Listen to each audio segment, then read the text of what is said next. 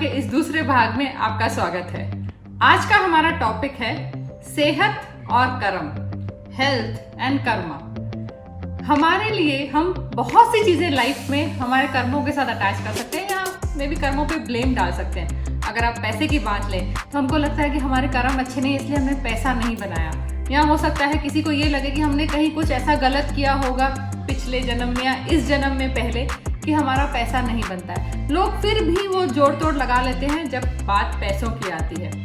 रिश्तों की बात करें तो भी हम कर्मों के साथ अपने आप को कहीं ना कहीं जोड़ लेते हैं कि ठीक है हमारे कर्म में यही लोग होंगे वगैरह वगैरह। पर जहाँ बात सेहत की आती है, काफी लोगों को ये कंफ्यूजन होता है कि आखिर हमने ऐसे कौन से कर्म किए हैं कि हमारी सेहत ठीक नहीं है।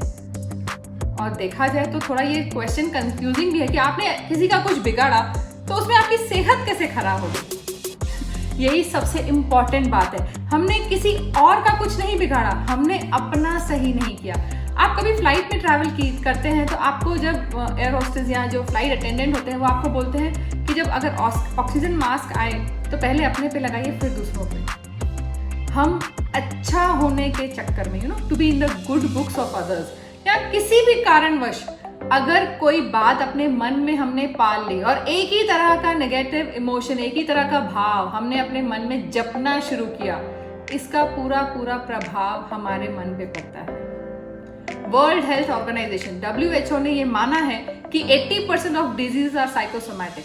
80% बीमारियां हमारे मन से पैदा होती है, ये वर्ल्ड हेल्थ ऑर्गेनाइजेशन ने माना है। मेरा मानना यह है कि 100% ऑफ डिजीजेस आर साइकोसोमैटिक। अगर आपके मन में नहीं है तो आपके तन पे नहीं आ सकता है। जैसे आपका मन वैसा आपका तन। अब हम डिटेल में ये बात करते हैं कि आखिर ये बीमारी हम कोई क्यों ऐसा भाव लाएगा कि वो बीमार हो।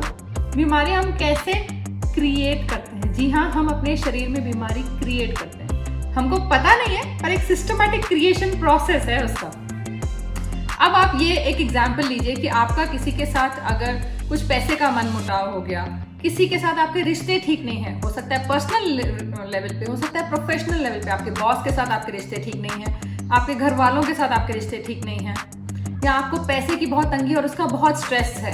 अब ये जो हर स्ट्रेस, हर चीज जो हमारे मन में एक नेगेटिव इम्पैक्ट बनाती है ना, हम जब नेगेटिव भाव हमारे मन में उत्पन्न होते हैं, हर वो चीज हमारे अंदर, हमारे मन में जब वो भाव नेगेटिव बनता है वो शरीर पे प्रभाव करता है। 55+ ट्रिलियन सेल्स हैं हमारे बॉडी में और हर सेल पे हमारे हर भाव का प्रभाव है। हमारे जो एंडोक्राइन ग्लैंड्स हैं, जैसे कि पैनक्रियाज एक ग्लैंड है, जैसे कि थायराइड एक ग्लैंड है। देखिए तो आजकल हर जगह ये सुनने में आता है कि डायबिटीज, हाँ ये तो आम जाम बात है। थायराइड, हर तीसरे बंदे को आप देखिए थायराइड की गोली ले रहे हैं। आखिर हम कहाँ गलत हुए हैं? अगर हम डिटेल में बात करें तो अगर आपको समझिए, अगर मसल्स का प्रॉब्लम है या बोन्स का या जॉइंट्स का, ये हमारे अर्थ एलिमेंट से रिलेटेड है। हमारे मन के कौन से विचार अगर आप जानना चाहें, हमारे बोन से रिलेटेड या बोन से रिलेटेड बीमारियां हमको देते हैं। अगर आपको लगता है कि आप जिंदगी में बहुत भार उठा के चल रहे हैं, अगर आपको लैक ऑफ कॉन्फिडेंस है तो आपको घुटने की प्रॉब्लम हो सकती है, शोल्डर की प्रॉब्लम हो सकती है। अगर आपके समझिए आप लोगों को जैसे वो हैं वैसे एक्सेप्ट नहीं करते हैं अपनी लाइफ में, हम तो काफी कम लोगों को एक्सेप्ट करते हैं अपनी लाइफ में जैसे वो है। बाकी तो हम हर किसी को बोलते हैं इसको ऐसा होना चाहिए, इसको ऐसा होना चाहिए। तो जिन को हम एक्सेप्ट नहीं करते हैं अपनी लाइफ में, जिन से हम परेशान रहते हैं, जहां हम लाइफ जैसी आई वैसे डाइजेस्ट नहीं करते हैं, वो डाइजेशन इश्यूज ला लेते हैं। हमारा डाइजेस्टिव सिस्टम खराब होना शुरू होता है और डायबिटीज उसका वन ऑफ द कॉजेज हो सकता है या वन ऑफ द सिम्टम हो सकता है। डायबिटीज एक लाइफस्टाइल डिसऑर्डर है, करेक्ट है, पर इमोशनल लेवल पे आपको क्या प्रॉब्लम क्रिएट करता है वो इमोशंस ये है, when you don't accept people the way they are. वो लोग जैसे हैं हम वैसा उनको एक्सेप्ट नहीं करते हैं, तब डायबिटीज जैसी बीमारी और ज़्यादा डाइजेस्टिव इश्यूज भी आते हैं। किसी को अगर बहुत सारा गुस्सा है तो उसका सीधा प्रभाव लिवर पे पड़ता है। किसी को अगर लेट गो का इशू है, कोई अगर अपने मन में बात एक बार आ गई तो आ गई, फिर वो निकलती नहीं है, मतलब मन से जाती नहीं है। फर्स्ट प्रॉब्लम आएगा कॉन्स्टिपेशन, सेकेंड हो सकता है किडनी फेलियर्स। एनीथिंग जो आप लेट गो नहीं करते हैं वहां आपको इश्यू आता है। अगर आप लोगों को फॉरगिव नहीं कर पाते हैं तो आपका रेस्पिरेटरी इशू या तो फिर हार्ट का। Unconditional love and forgiveness is the way. पर हम अगर वो नहीं कर पाते तो हार्ट का प्रॉब्लम आ सकता है। थायराइड ग्लैंड, बहुत तरह के लोग आजकल मतलब इस चीज़ से इतने जूझते हैं और उन्होंने एक्सेप्ट कर लिया कि रोज सुबह में उठ के एक गोली लेनी है, बस बाकी तो ये जिंदगी भर चलेगा, ये छूटेगा नहीं। जब हमारे लाइफ में लैक ऑफ ग्रैटिट्यूड होता है, जब हम चीज़ें जो हैं हमारे साथ अच्छी उसका शुक्र नहीं कर सकते हैं या नहीं कर पाते हैं, या कहीं हमने चीज़ों को ग्रांटेड ले लिया है, तो हमारे लिए थायराइड का इशू आता है। अगर हम अपने ही वर्ड्स खा रहे हैं, मतलब आपको कुछ बोलना है पर आप बोल नहीं पा रहे, हो सकता है सामने वाला आपसे उम्र में, दर्जे में या डेजिग्नेशन कहीं पे भी कुछ ऐसा चीज़ है जो आप बोल नहीं पाए, थायराइड इशू हो जाता है। ये थोड़ी सी चीजें हैं जो मैंने अभी आपको बताई कि हर भाव का क्या प्रभाव होता है। इन नटशेल, अगर आप बहुत सारे अपने पुराने घाव फिर जो हुआ हो चुका, आप उसको कितनी बार अपने मन में रिपीट करते हैं, कितनी बार वो सेम चीज हम जपते हैं, कितनी बार हम दोस्तों के साथ रोज में दुख खेलते हैं। एक दोस्त आया, ये तो मेरा कहीं ना कहीं फेवरेट वो हो गया एग्जाम्पल, जब दो दोस्त मिलते हैं, दोनों एक दूसरे के साथ अपने दुख शेयर करते हैं और दोनों को ही लगता है अच्छा ठीक है वो भी दुखी है, it's okay, I am normal, और फिर वो चल पड़ते हैं। एक चीज जब एक बार एक इमोशन गलत हमने अपने मन में पाया, हम उसको कितनी बार रिपीट करते हैं। देखिए मन के लिए वो सेम है, आपके साथ वो चीज एक बार हुई, आपने जितनी बार रिपीट किया उतनी बार आपके हर सेल पे प्रभाव होता है। एक बहुत ही फेमस मेथड है सिडोनो मेथड, उसमें सिखाया जाता है जैसे आप लेट गो करते हैं वैसे आपकी तबीयत ठीक हो जाती है।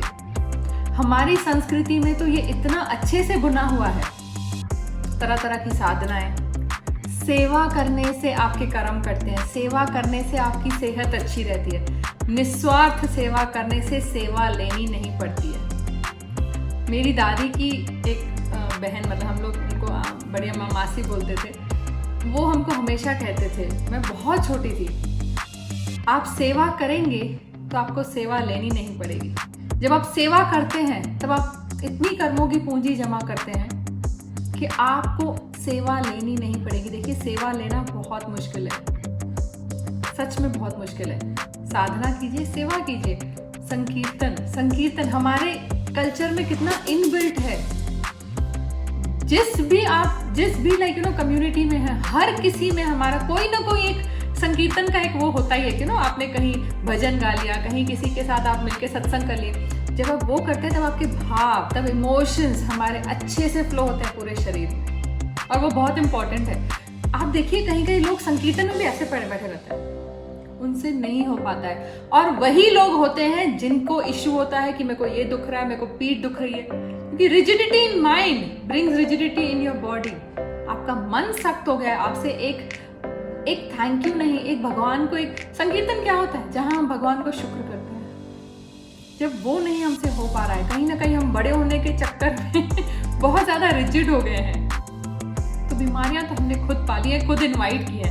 आज अगर आपको अच्छा एक कार्मिक बैलेंस सेहत का बनाना है, पहले मेरा सजेशन होगा सेवा कीजिए। जितनी आप सेवा करेंगे उतनी आपकी सेहत अच्छी होगी। दूसरा, किसी और का दुख अगर आप सेवा कर रहे हैं, किसी की ऐसे भी अगर आपके रिलेशन में आपने कहीं सुना है किसी की तबीयत ठीक नहीं है, आपके लव्ड वन में, आप उनके पेन के साथ कनेक्ट मत हो जाइए। देखिए आप हेल्प कर सकते हैं, कीजिए, जरूर कीजिए, पर उनका दुख अगर आप मन में पाल लेंगे कि हे भगवान ऐसे कैसे हो गया, उनके साथ ऐसे कैसे हो गया।